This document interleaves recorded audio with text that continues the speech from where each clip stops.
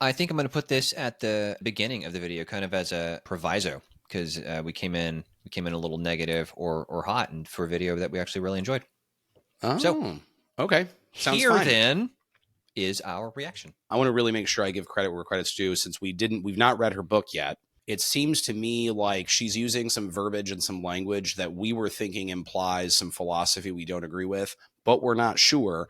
And if she is pressing people towards better behavior and pursuing a more ideal way of parenting, dealing with your kids, helping them move towards competent and virtuous adulthood, even if she doesn't use those sorts of terms, then that's awesome. And it made me think about the litany of fear from Dune. Can you move your camera to show that poster again? I must not fear. Fear is the mind killer. And then it goes on to say these things. We don't agree that I must not fear. Fear is unavoidable, and fear is healthy, and fear is good. It's a question of how you respond to it. But if you take the whole litany of fear from Dune, it's really good as a whole, and I must not fear is just part of the approach.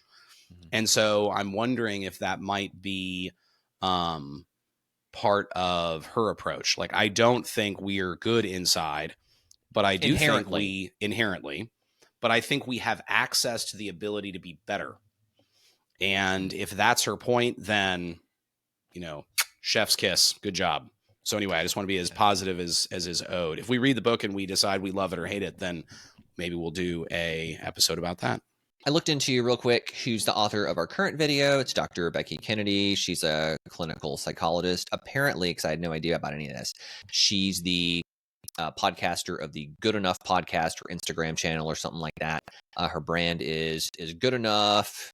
She's got a New York bestseller called Good Inside, and her whole big deal is that... Hold on, can I just say something really quick? Do it, man. I like how Good Enough, it's like instantaneously, like, let's go ahead and lower those expectations. Like, I don't know anything about her. I did not watch that much of this video. Yeah. I think I looked at the description in the comments and watched 30 seconds or something, maybe. Because you said you wanted to do a reaction, and I just didn't want to watch the whole thing. Oh, yeah. And so anyway, but like, you're saying Good Enough, and I'm just like, so this is going to be you don't need to do that much work. Don't demand too much of yourself. Definitely don't demand too much of your kids. We need to be asking a lot of our children. Like, you can already feel the mediocrity, the waves of mediocrity just wafting over you. And she is... I do believe that'll be expressed. I probably kept saying Good Enough, even though it's Good Inside. I'm sure that was a Jeremy error. With the Good Inside, she wants... Never mind. But okay, I disagree with that too. With the Good Inside is people aren't in fact inherently good. We've taken the position that children show up inherently wilded, and we want them to become good, and that's the role of parents. Well, so wait, so it's not called Good Enough, it's called Good Inside. I guess I kept saying Good Enough. And Good Inside already implies good enough anyway. So that's actually like kind of not a bad way to make fun of it. Good already. Yeah. I'm going to read you a quick blurb from her book, which is called, not a blurb, a publisher's note from her book, which is called Good Inside. Here we go. Parents have long been sold a model of child rearing that simply doesn't work. From reward charts to timeouts, many popular parenting approaches are based on shaping behavior, not raising humans. These techniques don't build the skills kids need for life or account for their complex emotional needs. Add to that parents' complicated relationships with their own upbringings, and it's easy to see why so many caretakers feel lost, burned out, and worried they're failing their kids. Ronnie, your thoughts on this before we jump into the video? Okay, so I think people feel burnt out because they are buying into part of her philosophy, but they are smart enough to realize that it's a little bit dumb. I'm gonna go really hard. Okay, I'm not gonna pull back at all. But if you sort of pussyfoot around this, like a little kitty cat, and you're trying to buy into both ideas. I need to train my kids. I need to take responsibility for my kids. My kids have to work hard in order to be all they can be by the time they're young adults. If you buy into that a little bit, whether you think aloud about it or talk about it or not, if behaviorally and inside that's how you act as if that's partially true, but you also think that your kids are good inside or good enough, or, you know, all like they're like a blank slate of morality somehow, Mm-hmm. or you focus on children's rights, and or you don't think it's okay to use your authority, or you don't have that much authority as a parent, or you're defeatist and you say, I can't win. You know, all teenagers are going to be going out and having sex. It's not a matter of Yep. whether they're having sex. Abstinence is not an option at all. And it's not a matter of whether they're having sex. It's a matter of whether they're like super promiscuous, a little promiscuous, or not. But they're going to be having sex. Like that kind of thinking with teens. Well, that same kind of thinking goes through parenting with everything else. Like I can't shelter my kids. I can't protect my kids. I can't prepare my kids because... And punishment doesn't work, and Right. positive reinforcement reward charts don't work. And I'll go ahead and add in, just from that blurb was, oh, and parents, make sure you have your own stuff. It's another callback to, oh, this is your own childhood trauma getting in the way of you being able to parent. Well, I will say this one more thing really quick that I thought of, because this has been on my mind because I'm reading the book Dune. And it's like, this is so anti Bene Gesserit. Like the Bene Gesserit philosophy of, they look at all the people and they're like, which ones are human? Right. Yes. And the ones that are human or are the ones that are able to make choices and not take the easy road and live life on the rails and follow their baser instincts and do what's simple and easy. Those are not human. I don't know if they'd say they're animal. I think they'd say they're animals, but they're just people. Animals, yeah. And if you're going to be human, you have to do something more difficult. You have to make hard choices. You have to go against instinct. And so that's when they have that box and they put his hand in the box and it feels like his hand's on fire and he can't pull his hand out, or else they'll give him the needle and he'll die. Right. And then they're like, oh, you are a human after all. That Frank Herbert Dune way of thinking about a higher, requiring more of yourself and having higher standards, instantaneously way, way better than what we're hearing so far. So alrighty, once again, Dune is better than something else. Let's watch our last video. Let's jump in. The single most important parenting strategy, 1.3 million views on YouTube. TED Talk, Dr. Becky Kennedy. Here we go. All right, quick poll. Raise your hand if you have a relationship in your life that's meaningful to you. Raise your hand if you have a relationship in your life that's meaningful to you. I think she wants a whole lot of hands raised. To check our assumptions. I'm saying this because while I'll be focusing today on a parent-child relationship, please know that everything I'm talking about is applicable to any meaningful relationship. So with that in mind, let's jump in. So it's Sunday night. I'm in my kitchen. I just finished cooking dinner for my family, and I am on edge. I mean, I'm exhausted. I haven't been sleeping well. I'm anxious about the upcoming work week. I'm overwhelmed by all the items on my unfinished to-do list. And then my son walks into the kitchen. He looks at the table and whines, "Chicken again? Disgusting." And that's it. I snap. I look at him and I yell, "What is wrong with you? Can you be grateful for one thing in your life?"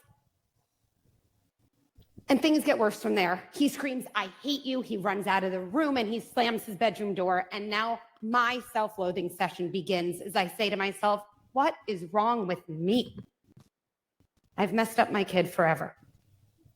Well, if you're a parent, you've probably felt that pain. For me, it comes with an extra layer of...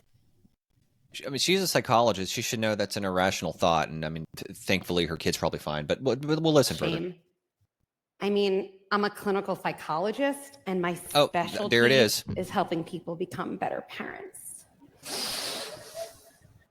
And yet, this is true as well. There is no such thing as a perfect parent. Mistakes and struggles, they come with the job, but no one tells us what to do. So So is she saying that so you can't do it, so give up, defeatist, or or is she saying we're all in it together and I'm trying these things, but they don't work all the time. So to like the good point she's making, which I think is a point that is overused, is like, hey, here's an example of me yelling at my kid. So it's like the story she's telling is my child makes a ungrateful comment, right? And so built into that is the idea gratitude is good and you shouldn't be a rude little jerk, which is true, right? Gratitude is good. You shouldn't be a rude little jerk. So we'll have to see if she like totally subverts that in a second and says we're allowed to let our kids be rude little jerks, or there's nothing you can do about it at all. So whatever.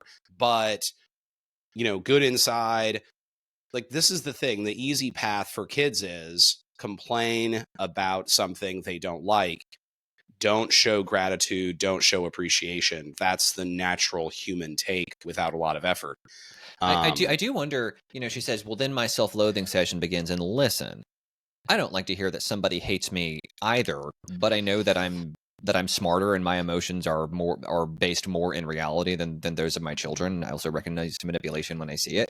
And so if my kid says like, if my kid says, I hate you, I mean, like little kids try that stuff out. You punish and correct. You don't go, hey, pretty sure my kid hates me. Yeah. Well, it's, is it, I always get the word wrong, but it's like the internal locus. Is that right? Of control? Yeah, there's a locus of control, yeah. Yes. So like internal locus of control versus external. Nobody, I don't think there's going to be anybody except for, I don't know, like a person with a bizarre personality disorder or a sociopath who just doesn't care about what other people think at all. We're supposed to be looking at what other people think and asking ourselves, are they onto something? Like, do they know are they perceiving something that I'm not perceiving? Is this useful information? So that's fine. Like you take your kid being upset and you ask yourself, am I being just and reasonable as a leader in my home or am I not? That's good. But self-loathing is not an appropriate reaction. Well, I think she was, obviously. I think she was saying, okay, and really I shouldn't have been self-loathing, but we got to, I'm sure she'll say that in a sec. We'll check on that. I do think we're already bringing out parent-child differentials, and that's important. That we're in right-sided parenting. The parent is the leader to the child. There's a directional relationship. If it's adult to adult, I'm potentially more concerned with the legitimacy of the statement versus with a child, especially a young child like she's representing. I'm expecting anything that negatively emotionally charged is probably not going to be based in reality, which of course it wasn't. I mean, they may not like chicken. Let's listen more. Do next? Do we just move on? Kind of just pretend the whole thing never happened? Or if I say something, what are the words? Well, for years, as a clinical psychologist in private practice, I saw client after client struggle with this question. And now, as the creator of the parenting content and community platform Good Inside, I see millions of parents around the globe struggle with this issue. All parents yell. No one knows what to do next. All right, she said, what are the words? I mean, I looked at this morning on her Wikipedia page. Well, the Wikipedia page about her, excuse me. And 94% of her audience is moms. I don't think I've once thought to my children, what are the words? Is that something you've experienced, or do you think this could be gender based? Oh, the question. No, I mean, asking like, what is the right thing to say is a valid question. Okay. Like, how should I approach this? What do I say? And what's my strategy? I have a thought. But I think, I think that part of the problem is when we overcomplicate this, or if you don't have a firm foundation, then what are the words becomes tougher. It depends on what you mean. Like, what are the right things to say? There are certain things that should be said next. What will work as far as getting behavioral change? There's a question. That's a real question. Like, what do I say to try to help them behave better? That there's a little bit of mystery there because you're dealing with what motivates your kid and history and all this stuff. That's a little bit more complicated. But in general, I think there's several very important things to say next. Do you have any thoughts on what would be the normal template for what to say after a interaction like that? Ooh, fair enough. Let's see what I've got. All right, so kid was ungracious, said they hated me, and stormed off into their room. Actually, I think I may agree first with where she's going. There seems to have been a relational disruption that I do want to repair, and so I'm expecting I'm going to go sit with, do some reflecting, and attempt to do some empathizing to see if I can get some emotion. So I'll just, my 10-year-old wouldn't possibly do something like this, but we've got a male example, so I'll make him 6. All right, so I go to my 6-year-old boy who's walked away from me for some reason. He shouldn't have done that. My kid wouldn't do that. But I go to my 6-year-old boy and hey buddy, I noticed you said you hated me back there. I'd be like, yeah. It's like, and I want you to know that hit me pretty hard. I felt that. So, I'm demonstrating a kind of emotional feeling and reflection. It's like, yeah, and I bet you were feeling some stuff when you said that. It's like, yeah, and my kid will start telling me. But if he doesn't, it's like, and I'm thinking maybe you were angry or blah blah blah blah. It's like, okay, now I want to because I'm the parent. I'm going to help the kid identify what the virtue is and what the vice is. It's like, kind of seems like you were being selfish. Do you think so? Or like what do you think you should have done? If we're cool, then there's going to be from me direction and a punishment he understands, because I need to restore the right-sided order, because we're not equal, and he needs to come away with increased respect, right? And so it's going to be like, hey fella, you did this thing, and so now you're going to have to clear the rest of the table for everybody. You're taking out the trash more, and that's going to happen after, oh, by the way, you go practice gratitude and thank mommy for cooking, and you go eat all of your chicken. That's some of the process that I'd think about. Okay. What do you like? What do you disagree with? What would you do? Well, let me tell you what I thought I would do. So first of all, if I understood the story correctly, I feel like the audio broke for a sec there, but it sounds like mom sets out dinner. Young son says, chicken again. Mom, I don't remember what did she do next? She got onto him or yelled. Did she just start by yelling at him right out the gate? Yeah, it was yelling. So she yells at him right away. I don't think she said exactly what she said. And but we know she was stressed though. Yeah, she was stressed. She yells, and then he says, "I hates you," and leaves. That's the story, right? Okay. So first of all, kid says, "chicken again." Mm-hmm. If you're already stressed about other things, then whatever. But in general, that shouldn't be enough to get an emotional response yet. Anyway, so for me, it'd be like, okay, well, that's rude.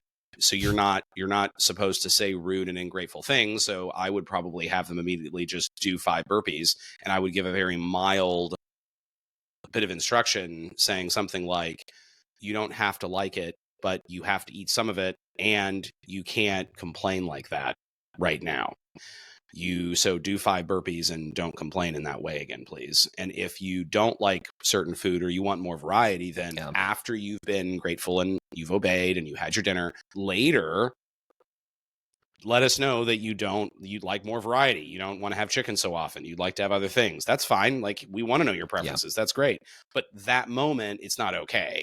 And that's being complaining. Now, and also, if this is the first time they've done this, I might just say, well, that wasn't a very nice thing to say.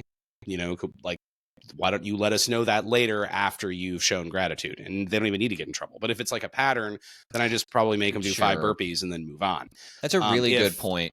That it would be most important to stop it quickly. That's part of our strategies, our Yeah, philosophies. and the punishments should be like small, mildly irritating, and you keep the whole thing on like a lower. You just keep it calm, Yeah. like and there's no reason for the parent to get upset. Now, let's say this has been a pattern of behavior; it's been going on. You're frustrated, so this happens. Then you yell, and there's other background stuff, and then the kid yells, "I hate you," and storms off. Saying "I hate you" is an inappropriate, rude, emotional outburst. It's disrespectful. It's completely out of bounds. It's kind of like, what if the kid cussed and said "go to hell" or "f you" or something? I mean, it's the same kind of thing, right? It's like the kid version of "f you," you're a dirty word, right? Like no, you can't talk that way. Like, it's completely unacceptable. And so yeah, like, they need to get punished for that. They're being insubordinate, and it's a subversion of the authority structure, and it's a good authority structure. So no, they shouldn't do that, and they shouldn't storm off. It's like, no, you're not allowed to just leave whenever you want in the middle of a conversation. So the kid doesn't realize this, but at all, probably, but it's a power play.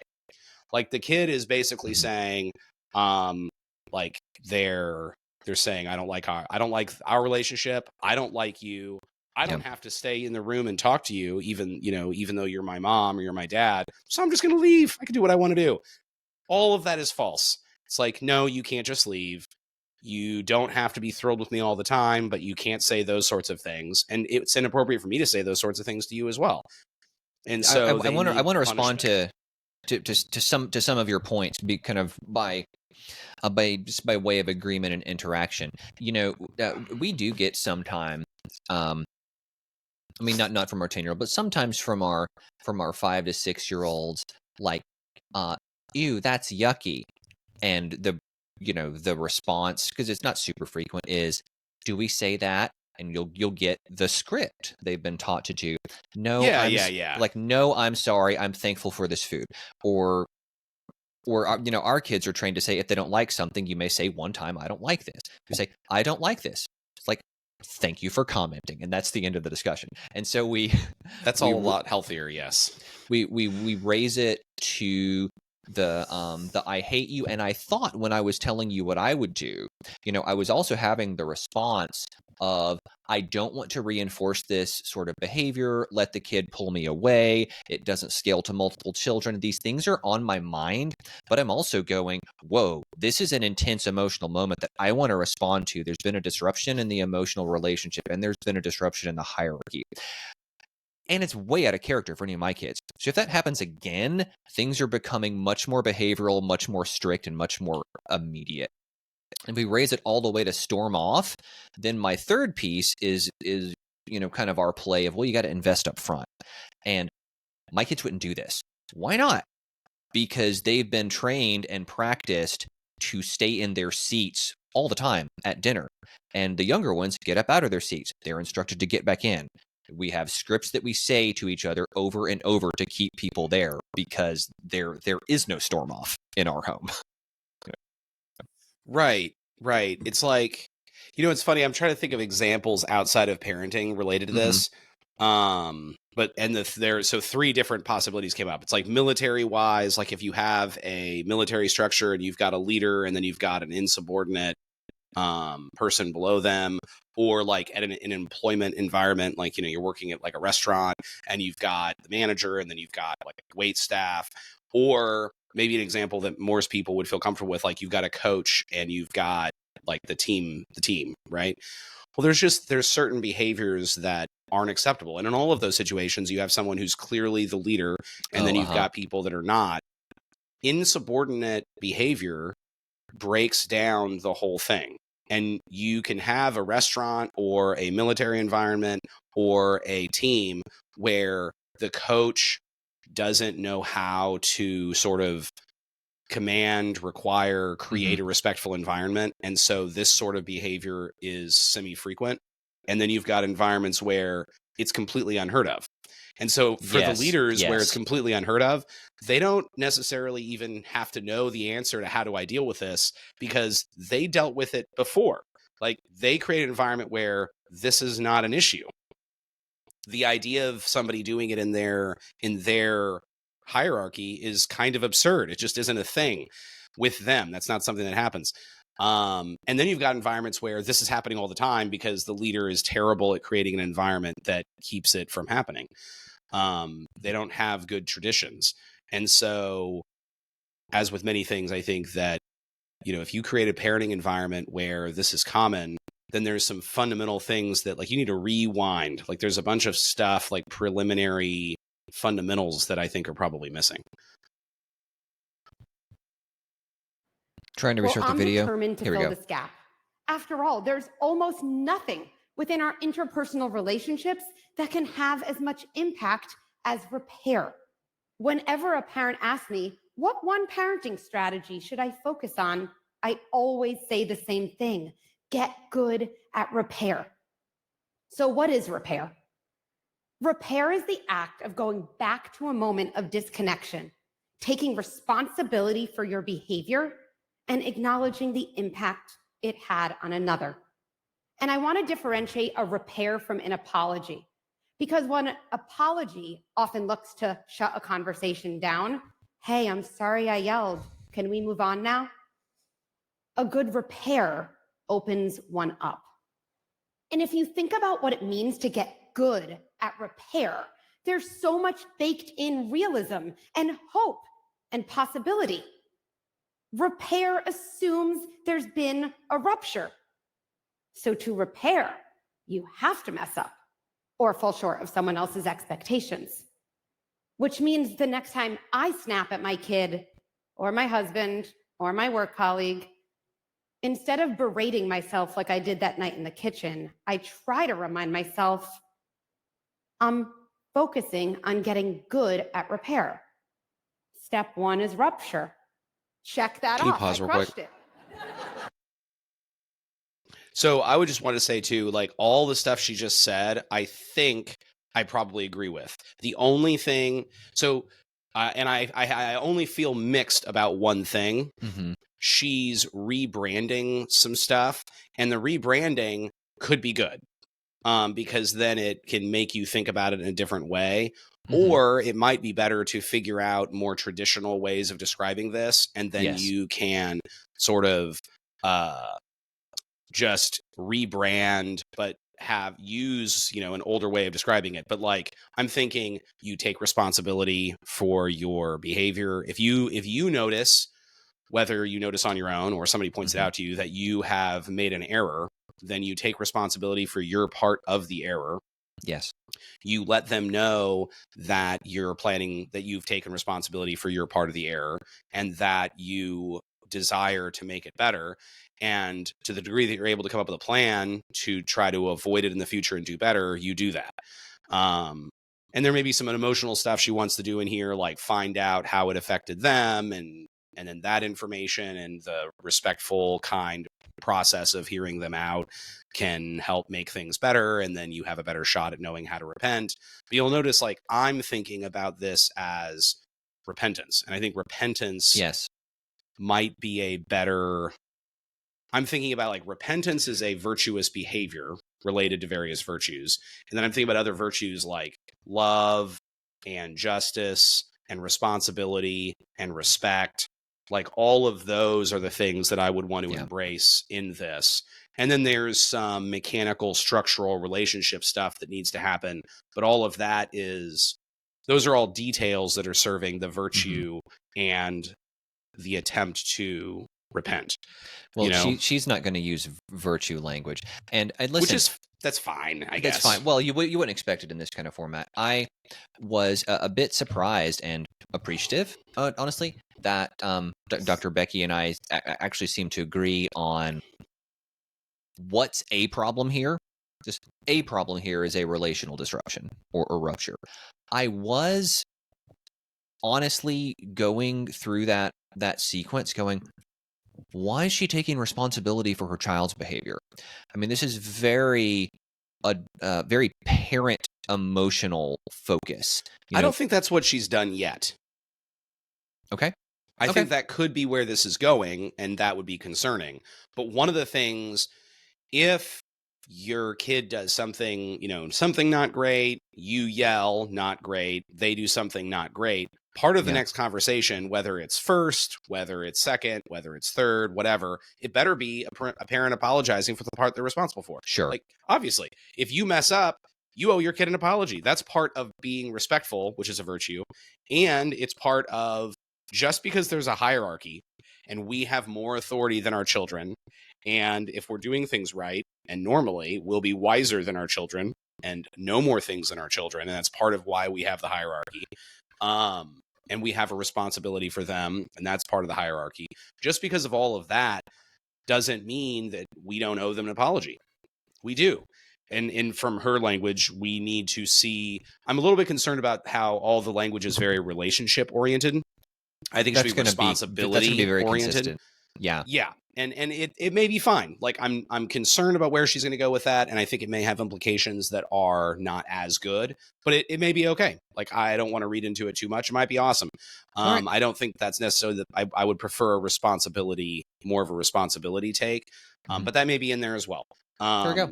But the parents should apologize. Definitely. Step 2 is repair. I can do this. I'm actually right on track. Oh, quick shout out to You Can Parent.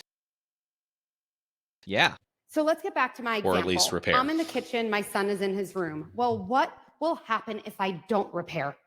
That's really important to understand and helps us make a decision about what to do next. Well, here are the facts. My son is alone, overwhelmed, and in a state of distress because, let's face it, his mom just became scary mom. And now he has to figure out a way to get back to feeling safe and secure. And he almost had to eat chicken. Help him do that through making a repair. And what matters most are his feelings, on for one sure. of the only coping mechanisms he has at his own disposal: self-blame.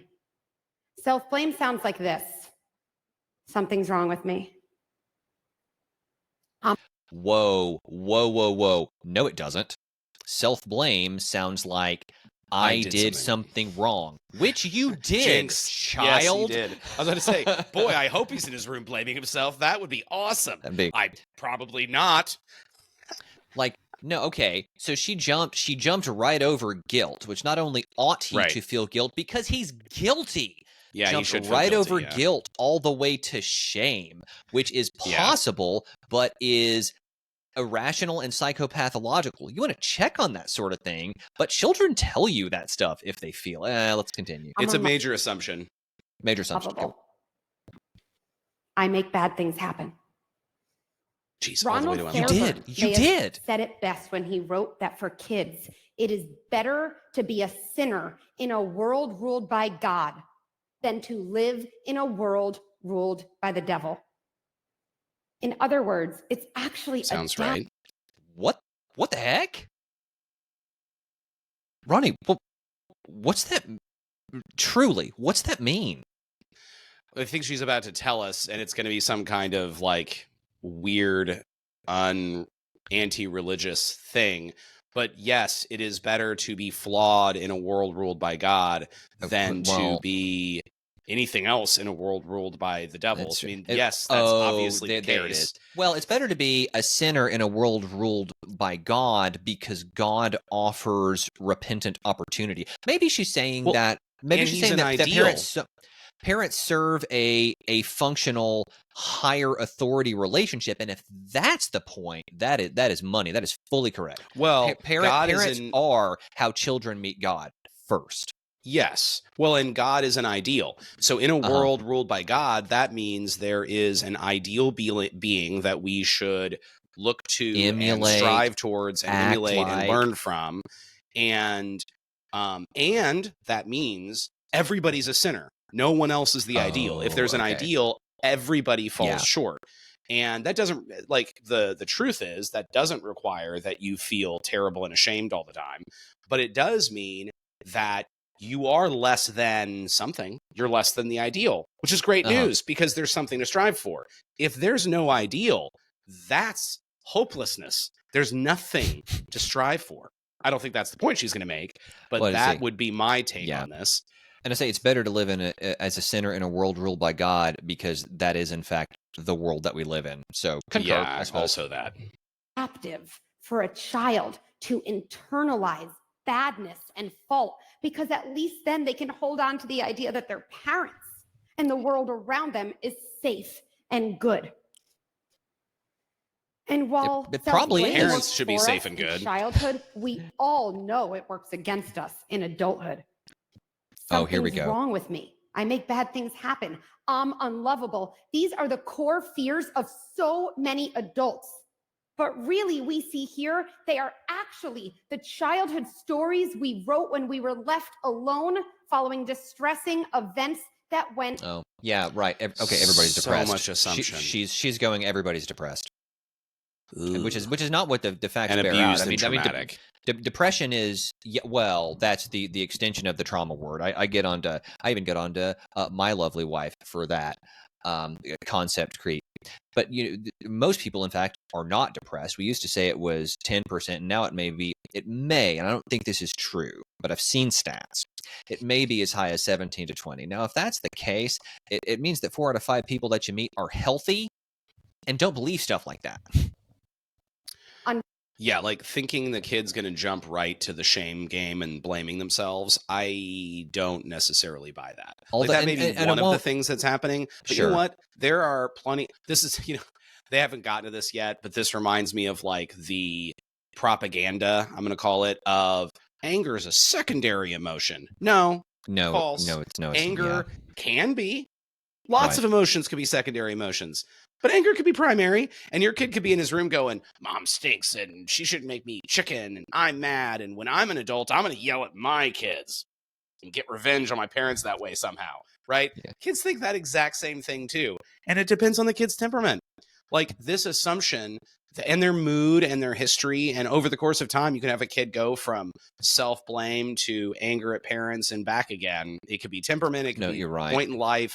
Like, this assumption that they're going right to this thing, it's so single-dimensional. Well, it's actually really Freudian as well. Not like the psychosex stuff, but like the presumption of trauma, the presumption of irrationality, the presumption of move to dysfunction. And the intergenerational trauma. All that stuff is baked in there. Well, kids are people, and people are more complicated than this. There you go. Repaired. Plus, adults with self-blame are vulnerable to depression, anxiety, deep feelings of worthlessness, none of which we want for our kids. And we can do better. And it doesn't mean we have to be perfect. When you repair, you go further than removing a child's story of self-blame. I'm so glad I didn't watch this before. In all the elements that were missing in the first place. Safety, connection, I never could have made it through coherence, love, without you here to goodness. Mystery Science 3000 it with me. If you're saying to a this child, is going to make I will adults not feel let this so chapter bad of your life because it's like end putting in self-blame. so much on parents. It is. It's actually putting so much responsibility on parents, and like in kind of a twisted way almost. I mean, thankfully, and therefore I'm not a different title and theme and lesson learned.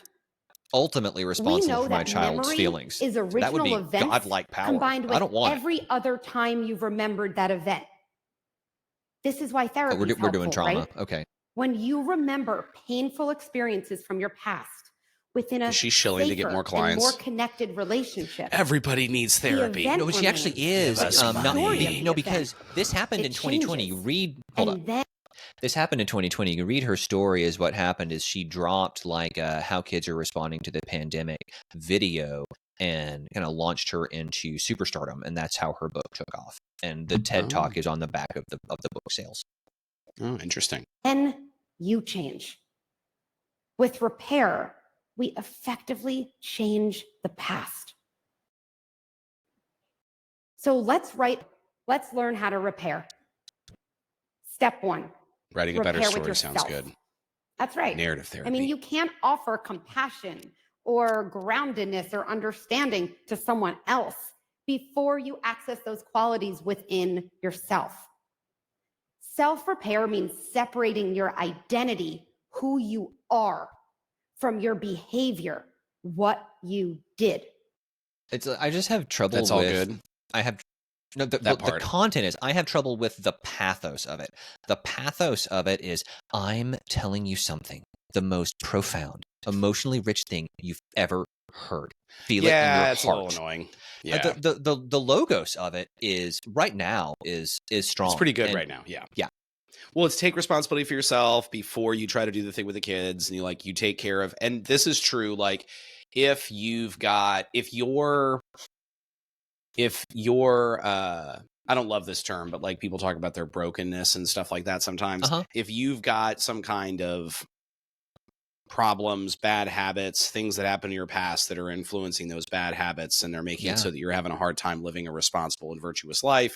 Yeah, you kind of need to be building the plane while you're taking off, and you can't just take care of yourself before, it's kind of like in programming, there's the waterfall method of like, and then at the very end of it, you have a product. Or there's the agile method where like every 2 weeks you give a deliverable to your client. It's like you have a basic program and then you're adding on features, and every 2 weeks they get delivered features, right? Parenting is more like agile. Like you've got to be doing the thing and making it better. And that's parenting. So, so you can't take care of yourself like, now I'm perfect, I can start parenting. No, you've been parenting the whole time. But you do need to be taking care of yourself and taking responsibility for that. So that's not all bad. But I'll say this too, like the way she's presenting this is sort of like, I'm so wise, I'm delivering this thing. But I mean, she's a good public speaker. I don't think I could do any better than this if I was in her shoes. Who knows? I might end up presenting it that way too, and the content's pretty good. I think she is a good to great public speaker. Yeah, she's frankly, doing a great job. She opened with with vulnerability. That's a way to get audiences on your side. But the story is quite good. I'd like to see it resolved in a different way. But no, I'm with her from an attention perspective, honestly, for sure. I assumed I was going to end up being more negative about this, and there's some parts I'm like not so sure about. But overall, I'd say I'm feeling more positive about this than negative, and way more positive than I thought I would. So far, I'm like, not bad. Awesome. Maybe we should record another video where we come in going like, we thought we were going to be critical, and at first we were making fun of her. But this is the video. We'll just start critical, and then if it turns positive, then all the better. Cool. I'm going to leave that in. For me, it means telling myself two things are true. I'm not proud of my latest behavior, and my latest behavior doesn't define me. This is getting good. Even if I struggle on the outside, I remain good inside. I can then start to see that I'm a good parent. It depends on whether you're good. Okay, sorry, gotta butt in. Forgive me. It depends on whether you're good or not. And it actually depends on whether you are, in fact, a good parent or not, which has to do with pursuit of virtue and instrumental effectiveness. I'm nervous about the good enough those thing. Are not presumptions. Say again? I'm nervous about the good enough thing. Everybody thinks they're a good parent, and that's dumb. Like, this is not a participation trophy thing. Like, I think most people, see if I'm going to say this or not, I think it's not most people are bad parents, which is what I was going to say, which is not true. Insufficiently ideal. They don't match the ideal well enough. Yeah. They're Ds. Like A, B, C, D, F. Ds. I think D is average right now. I do think the default is not good enough. Not nearly as, and like below capabilities. Like unnecessarily not good enough. It's like, it wouldn't be that hard to be significantly better. You only need a C to pass, but D doesn't pass. Mm-hmm. Buffer. What do you call that? Like at work, you've got 1, 2, 3, 4, 5. Needs improvement. It's a needs improvement. Having a hard it's a 2. time. Behavior. And no, this doesn't let me off the hook. This is precisely what leaves me on the hook for change. Because now that I've replaced my spiral with groundedness, I can actually use my energy toward thinking about what I want to do differently the next time. She's letting branding herself as good be a way to be motivated to be better, and that might work. Repair with your child. There's no exact formula. I often think about 3 elements. You talked about rebranding earlier on. She's using the words of the moment to hit some proper points that, I think actually could have been expressed in older language, but she's coming on saying, "Hey, here's my deal, but I'm gonna talk the talk of the gentle, peaceful, positive, so they're on my side." That's what I think she's doing. Okay, I'm gonna put some overtly religious language in here. In the Bible, righteous means law follower. You're doing what you have to do, right? You're Mhm. you're not a thief, you're not sexually sinful, you're not a murderer, you're honest, like you're doing what is expected. That's righteous. Good is better than righteous, right? Good is Oh, beyond interesting. expectations. Good is like, Huh. at work, good is a 5 or maybe a 4. Righteous is a 3. Really? Meets expectations. That's righteousness. Huh. So we don't use those words that way. We've reversed it. If we even use the term righteous at all, we reverse it.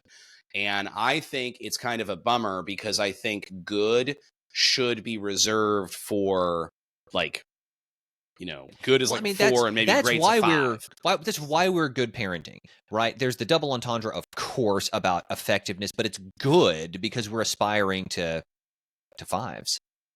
Yes, you want to push towards great. Fair. I almost said because we want to aim at 4.5. and Yeah. it would be 5. Here we go. Name what happened. Take responsibility. State what you would do differently the next time. There you go, Ronnie. Well It put, could man. come together like Not bad. this. She's taking your moves. Hey, Hallelujah. I keep thinking about what happened the other night in the kitchen. I'm sorry I yelled. I'm sure that felt Just wait scary, until it's a new day. and it wasn't your fault. It should The other should have been I'm same working day. on Well, staying she calm, knows that. even She when said I'm so. She said as It's all much. good. A 15-second intervention can have a lifelong impact. I've replaced my child's story. I don't know, but that's of strong, but sure. self-blame with a story of self-trust and Say safety. 20, Bit of an 15 oversell. second. I mean, what a massive upgrade. And to give a little more clarity around how to repair, I want to share a few examples of what I call not repair, which are things that come more naturally to most of us, definitely me included. Because we're Hey, not I'm good sorry I inside. yelled at you in the kitchen. But if you wouldn't have complained about dinner, it wouldn't have happened. We're natural inside. Been there, okay.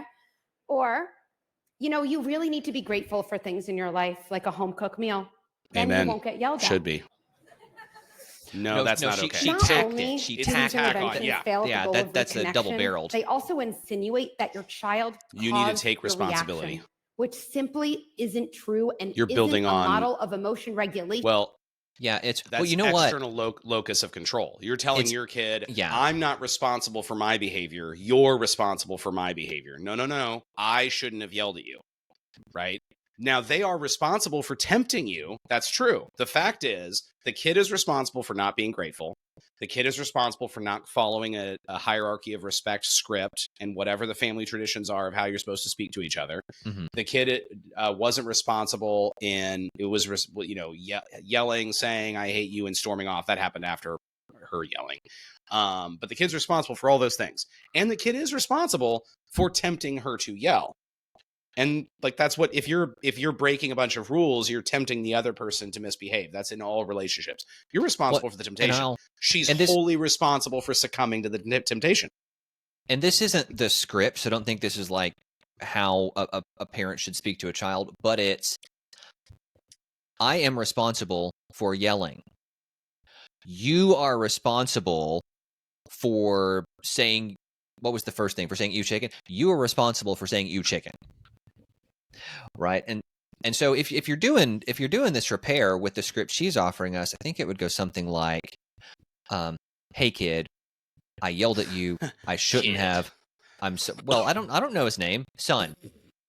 And wait for response. And son, I think you shouldn't have, or you should have shown gratitude for the chicken. That's Just even ask better. too. That's way better. Depending on their age, what I should not have yelled, that it's my plan to not yell. That's and good. Even if I get frustrated, my goal is to not yell. I should not have done that. That was my fault. And I'm going to pursue avoiding yelling in the future as I normally attempt to do. My bad. Is there anything that you believe or understand? I like the word understand better. Is there anything that you understand it would have been better if you hadn't done? Right? And then you can avoid should, because, shoulding isn't the best thing in the world. And then, but that'll be in the answer. Well, yeah, I probably shouldn't have said that about the chicken. It's like, and you're right. I think maybe even you might like to say something nice about the cook. Yeah. Yeah. And you get there. But yes, she's right. Connecting the two in the ways she did, like making the kid responsible for your behavior. That's being a terrible example to the kid, right? Take responsibility for what you're responsible for. Don't take responsibility for the part that somebody else is responsible for. And that is a tough concept for It's adults so sad that we have to teach. It's sad to agree with her so much, because in her home, I bet you, based upon what she's presented, that she actually is a good parent, which is righteous or potentially even good in the way that you were describing before. But it's some of these points of disagreement that philosophically matter so much. Well, you know what, though? That has more to do with like philosophical consistency. If she's giving good parenting tips, good. If she gives parenting tips that are consistent with good philosophy, but then she presents them a little bit off, that's a 3.5 or 4. That's a 3. That's not bad. Sure. I would like the good philosophy behind it, but that's not the most important. That's not the most important part. If her job is to offer parenting tips, she offers parenting tips, and they're pretty darn good, and they fit with a good philosophy. Credit where credit's due. That's not That's not the general positive peaceful parenting, which is a dumpster you're right fire about of that. Trash heap death. She got a lot of likes on this video, and I mean, I don't know if I would wish after this. I might go onto the video and like it. We'll see how the next 4 minutes goes. We want to pass on to the next generation. So let's say we've all resisted the "it was your fault anyway," not repairs, and have instead prioritized a repair that allows us to reconnect. What might the impact be? What might that look like in adulthood?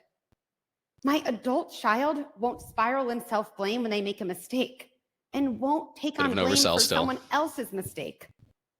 My adult child will know how to take responsibility for their behavior because you've modeled how to take responsibility for yours. Not yet, because she hasn't. That's big, though. Critical it's good. Relationship pattern. But she needs to let the kid know what the kid's responsible for, or ask the kid to say, "What am I responsible for?" She skipped that step. Let's see if she has it. She did, but, and I do want to hear it. I mean, for her to come in and talk about behavior in young adulthood, I mean, but Ronnie, that's what I think we added to parenting discussion, is aiming at competent, virtuous. She's talking about virtuous young adults. Let's see. It's better. Now that I've reconnected with my son, I can do something really impactful. I can teach him a skill he didn't have in the first place, which is how kids actually change their behavior. So maybe the next day I say, you're not always going to like what I make for dinner. Instead of saying, "That's disgusting," I wonder if you could say, "Not my favorite." Now I'm teaching him how to regulate. Not bad. There we go. Wait until the next day. Not the worst either necessarily. And communicate right away and respectfully with another person. That she's talking. She wants to do emotions first and skills later. Sure, I could get behind that. So long as you get it in there, yeah. Hey, it might be better than what I do. You might have a lingering concern. Maybe you're thinking, I have a feeling my kid's older than your kid. I think it's too late. Or, I've done a lot worse than you did in the kitchen. Maybe it's too late. Well, I mean this. If you have only one takeaway from this talk, please let this be it. It is not too late. It is never too late. How do I know? Okay, she didn't say to repair, but I got real close. From one of your parents. And if neither of your parents are alive, imagine finding and opening a letter you hadn't seen till that moment. Okay, walk through this with me. Here's the call. I was hoping she'd go beyond the grave ghost, but okay, a letter's all right. This sounds out of the blue, but I've been thinking a lot about your childhood. And I think there were a lot of moments that felt really bad. I was such a turd nugget. And you were right to feel that way. I'm so sorry for being a jerk. Those moments weren't your fault. They were times when I was struggling, and if I could have gone back, I would have stepped aside. I would have calmed myself down and then found you to help you with whatever you were struggling with. I'm sorry. And if you're ever willing to talk to me about any of those moments, I'll listen. I won't listen to have a rebuttal. I'll listen to understand. I love you. I don't know many adults who don't have a fairly visceral reaction to that exercise. I often hear, "Why am I crying?" Or, "Listen, that wouldn't change everything." but it might Pause it real change quick. some things. So, like, I don't have a visceral reaction to that, and I maybe also do not at all. maybe I had better parents than average, or better parents than her clients. I don't know, Same. but like, you know what's funny? If my grandfather said that, that would be pretty cool, but less for like, not because of me self-blaming, but because seeing him take responsibility for something that wasn't his habit to take responsibility for, that he should have taken responsibility for. And he was a pretty good guy in a lot of ways. But if he had taken responsibility for that, I'd have been like, wow, that'd be like a redemption story. And because we all need to be redeemed, not because he's so terrible, but just was like, he didn't like to take responsibility for some things that I think have been better if he had. But from my parents, I think my parents are open to apologizing and admitting error already. So like, I don't get the visceral reaction, but I guess if they don't, then I could see that, you know. Well, you know, in her world, this is Dr. Becky. In her world, in her bubble, it's like everybody's had trauma. Everybody's passed it on to the next generation. You know, actually, when I went into psychology, I actually went to a school that has 3 tracks. It's got a psychoanalytic track and a humanistic track and a cognitive behavioral track, which is the track that I went on. I was talking to some of our psychoanalytic students about some of their training and their developmental exercises. Well, you know, a lot of it's dealing with your childhood trauma. I was like, I don't have any. And, you know, it'd always be like, oh, yeah, you know, you're repressed and denies. Like, look, dude, I just turned 40 and it still hasn't shown up. Right.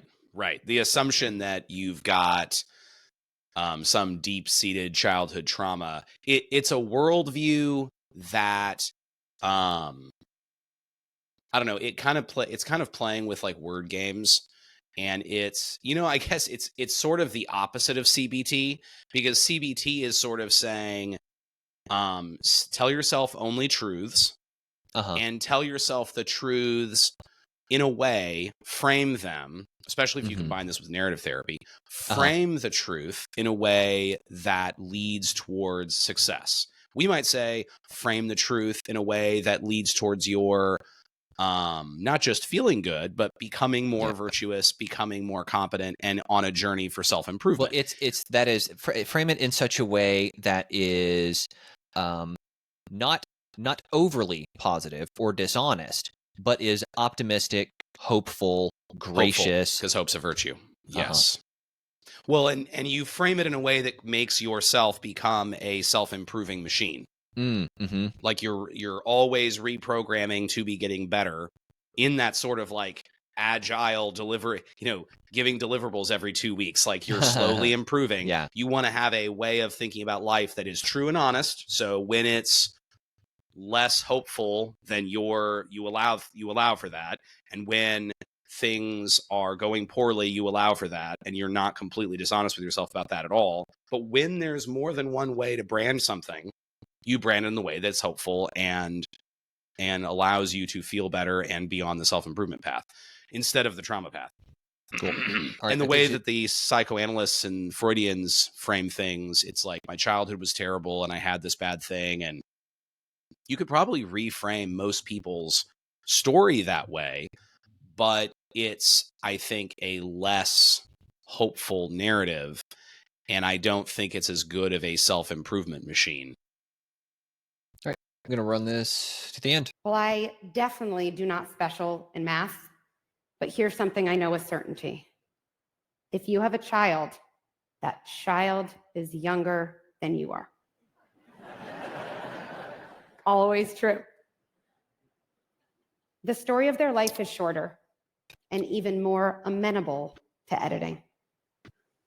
So if that imagined exercise had an impact on you, imagine the impact an actual repair will have on your child. Also implying I told you, objective truth. It's never too late. Thank you. Pretty good. Thumbs up. Not bad. There may have been implications that we wouldn't agree with, but overall, not bad. pretty great. Pretty good. Positive. Top of the heap in terms of the popular parenting material that we've consumed. Well, like, listen, I have a hard time not just saying this is 2 thumbs up. I mean, like, I don't know. This is pretty great. Like, I don't know what I have. Like, there's like she oversells it a couple of times. There's some trauma discussion that I'm not so sure about. Whatever. She doesn't talk about and I think this is the biggest issue with this. The kid made mistakes.